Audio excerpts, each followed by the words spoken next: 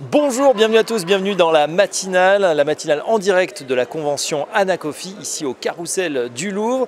La matinale proposée par les titres Gestion de fortune, investissement conseil, profession CGP et patrimoine 24. Au sommaire de cette édition, on va tout d'abord parler de la Fed. Est-ce qu'elle va baisser ses taux? Quand? À quelle fréquence? On verra ça dans un instant. Et puis bien sûr les conséquences sur le marché obligataire. Ensuite on parlera des ETF. L'intérêt des conseillers en gestion de patrimoine se renforce justement pour cette gestion dite passive. Enfin, le commerce de proximité dans les SCPI. Est-ce qu'il faut investir? La réponse dans un instant.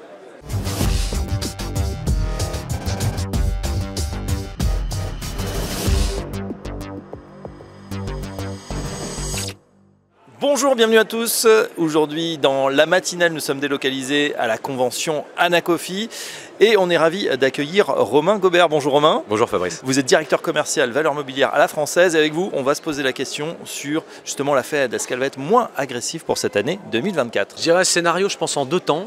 La première chose, c'est oui, hormis, je dirais, de fortes surprises en fait sur l'inflation, les taux devraient, en tout cas le marché anticipe une baisse de taux à partir du mois de juin. Donc c'est vrai qu'il y a une évolution de la volatilité qui décroît un petit peu qui va décroître un petit peu dans le temps, mais il ne devrait pas se passer grand chose d'ici fin mai. Je pense que, étant donné que le marché price vraiment une première baisse de taux au mois de juin, je pense que la Fed va marquer les esprits avec une petite première baisse de taux. Mais on nous en avait promis 3 voire 4 et vous, c'est pas du tout votre scénario. Alors, c'est pas du tout notre scénario. Maintenant, on envisage 3, enfin le marché envisage 3. Nous, c'est vrai qu'on est assez sceptique puisqu'il y a quand même les élections américaines qui vont arriver courant du mois de novembre, absolument.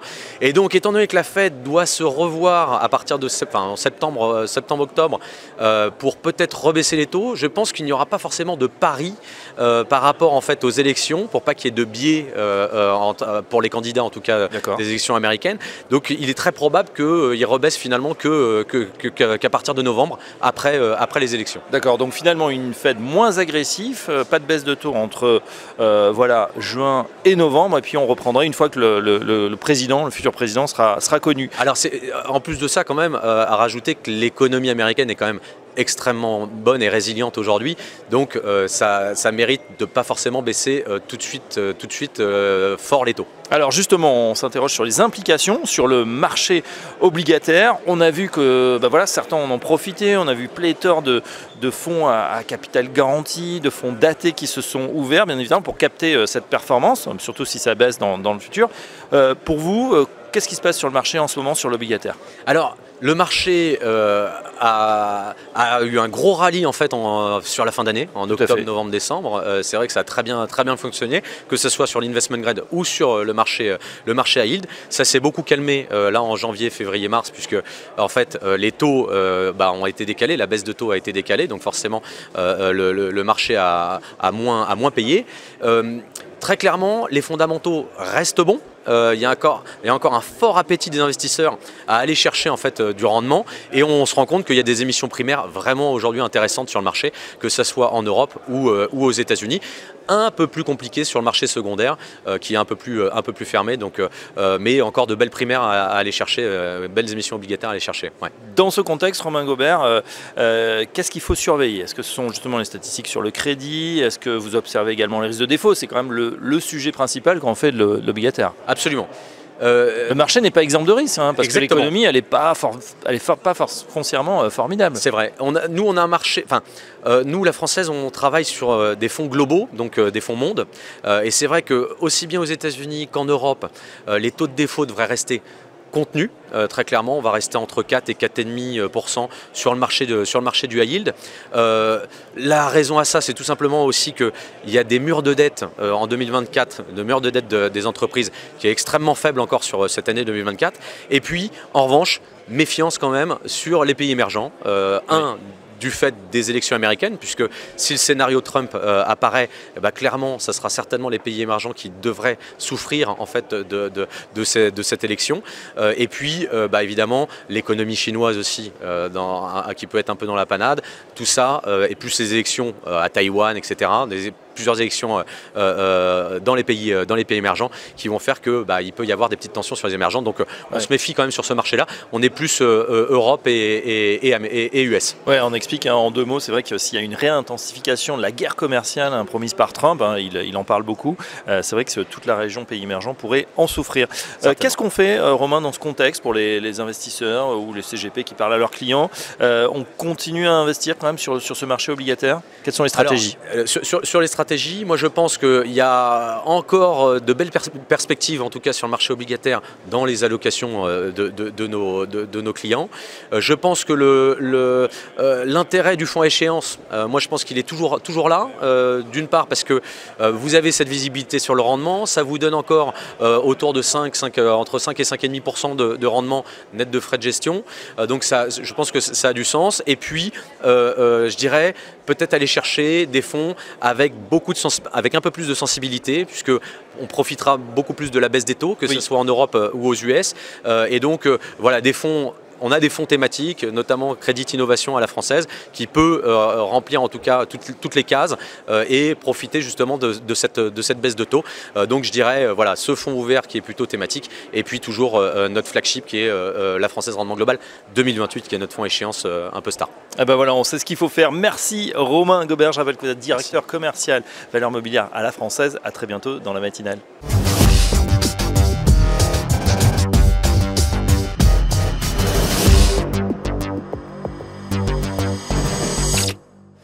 La matinale en direct de l'Anacofi, de la convention Anacofi ici au Carrousel du Louvre. On va s'intéresser tout de suite aux ETF, les trackers qui font florès chez les conseillers en gestion de patrimoine. On en parle avec notre invité, c'est Jérémy Toubiana. Bonjour Jérémy. Bonjour Fabrice. Responsable du développement ETF chez BNP Paribas Asset Management et en particulier sur la zone France, Belgique, Luxembourg, Monaco et Suisse francophone. Je le disais Jérémy, l'intérêt des CGP qui se renforce. Tout d'abord, on voudrait avoir peut-être un panorama. La tendance 2024 sur les flux? Alors la tendance est encore très forte et au-dessus de celle de 2023 qui a été presque une année record dans l'industrie ETF en Europe. Donc là, cette année, on est depuis le début de l'année à peu près à 40 milliards de collectes en ETF en Europe. 40 milliards en 3 mois en Europe. Exactement. Donc on est à peu près 80% de collectes sur les actions, donc 20% sur les obligations. Et la tendance sur la partie ESG, qui est un indicateur qu'on regarde aussi beaucoup, c'est à peu près 16%. Donc c'est un peu plus en retrait par rapport aussi au niveau de l'année dernière. Donc voilà, donc forte tendance qui se confirme, et expliquée effectivement sans doute par le fait que de plus en plus d'investisseurs, de types de clients s'intéressent aux ETF dans leurs allocations. Ouais, d'autant que ces produits permettent finalement d'aller sur n'importe quelle classe d'actifs. Vous nous avez parlé fin 2023 de l'engouement pour les ETF obligataires. Est-ce que c'est toujours le cas en 2024? Alors là, on est à 20% de collecte, alors que l'année dernière, on était plutôt, alors en fin d'année dernière, on était plutôt à 40%. Oui. Mais effectivement, on voit que c'est de plus en plus intégré. Pourquoi? Aussi parce que les ETF obligataires se développent. On a une gamme de plus en plus riche, et donc forcément, les investisseurs regardent également les ETF obligataires. Donc voilà. Eh ben, en tout cas, les conseillers en gestion de patrimoine qui sont là aujourd'hui à l'Anacofi, comme les banques privées, sont de plus en plus appétents à distribuer ce genre de produits à leurs clients, à les proposer en tout cas. Pourquoi cet intérêt? Alors, il n'est pas soudain, mais pourquoi ça se renforce en ce moment? Alors déjà, on le voit à différents niveaux. On voit les conseillers, les banquiers privés les intégrer soit en direct dans des contrats d'assurance vie, ou soit aussi beaucoup via des solutions un peu qu'ils ont dédiées, donc via des gestions pilotées, des mandats de gestion ou des fonds dédiés. Pourquoi? Tout simplement parce que le sujet réglementaire value for money a un impact important. Donc on va chercher des solutions avec des frais de gestion plus réduits. Donc les ETF répondent à ce besoin-là. Aussi, ce sujet que les investisseurs veulent peut-être plus comprendre les supports sur lesquels ils investissent. Donc faire la performance d'un indice, c'est très lisible pour un client final. Et enfin, on a peut-être ce sujet de la diversification. Comme vous le disiez Fabrice, on peut investir sur des ETF, actions obligataires, on les connaît déjà, mais on peut aller un peu plus loin, faire du thématique, du sectoriel, et donc on a cette richesse qu'ont les ETF qui vont peut-être permettre de construire des allocations beaucoup plus ciblées pour les clients, et notamment aussi des ETF évidemment ESG qui répondent aux critères environnementaux, sociaux et de gouvernance. C'est vrai. Comment on fait justement pour s'adapter chez BNP Paribas en particulier à cette management? Comment on fait pour suivre cette tendance? Alors on a commencé à être de plus en plus actifs auprès des CGP, donc on a travaillé sur le référencement d'ETF, mais aussi de fonds indiciels. Donc ça, c'est une particularité qu'on a chez BNP Paribas Asset Management, c'est qu'on a discuté avec les assureurs notamment, on a compris leurs contraintes, notamment leurs contraintes opérationnelles pour exécuter des ETF qui est parfois lourde, et donc les assureurs préfèrent de plus en plus les fonds indiciels, et on a la chance d'avoir chez BNP Paribas Asset Management une gamme assez riche en fonds indiciels qui colle complètement aux ETF, sauf que le fonds indiciel va être valorisé comme un fonds traditionnel, alors que l'ETF... D'accord, il a les contraintes finalement de l'assureur, vous avez adapté, mais on aura la même performance que si on était sur l'ETF. Et puis il y a une dernière chose dont j'aimerais vous parler, c'est on entend ce mot ETF actif. Qu'est-ce que c'est exactement? Alors nous, on a effectivement lancé une typologie d'ETF actif, mais actif dans l'approche extra-financière. Donc en fait, l'enjeu, c'est non pas d'être actif sur la sélection financière des sociétés, mais d'être actif sur l'approche extra-financière. C'est-à-dire on va travailler avec notre centre de durabilité, notre centre d'expertise ESG, pour définir des critères ESG, définir des exclusions ESG, donc qui vont reposer vraiment sur notre propre méthodologie interne, et donc pour construire in fine un ETF qui va avoir pour objectif non pas de traquer un indice standard ESG, mais plutôt de limiter ce qu'on appelle la tracking error, donc la déviation par rapport à cet indice. Donc on va intégrer une approche ESG tout en limitant la déviation par rapport à un indice traditionnel. Et donc c'est en ça qu'on dit qu'on est actif, c'est actif sur l'approche extra-financière. Eh bien, en tout cas, c'est très clair. Et puis, on aura, je pense, l'occasion d'en reparler. Merci Jérémy Toubiana. Je rappelle que vous êtes responsable du développement des ETF chez BNP Paribas Asset Management pour France, Belgique, Luxembourg, Monaco et Suisse francophone. À très bientôt dans la matinale. À très vite.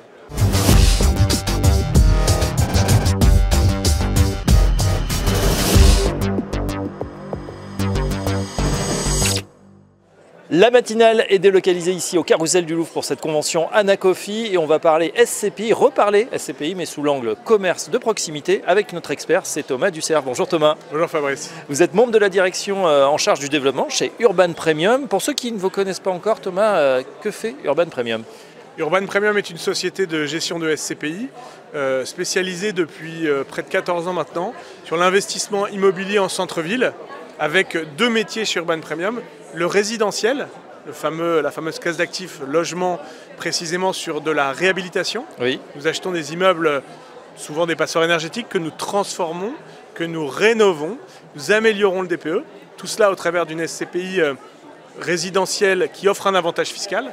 Et puis le deuxième métier d'Urban Premium, dans la continuité de ce que nous savons faire sur le résidentiel, eh bien, nous avons un véhicule de rendement, une SCPI de rendement à capital variable, qui s'intéresse, elle, à la thématique du commerce de proximité.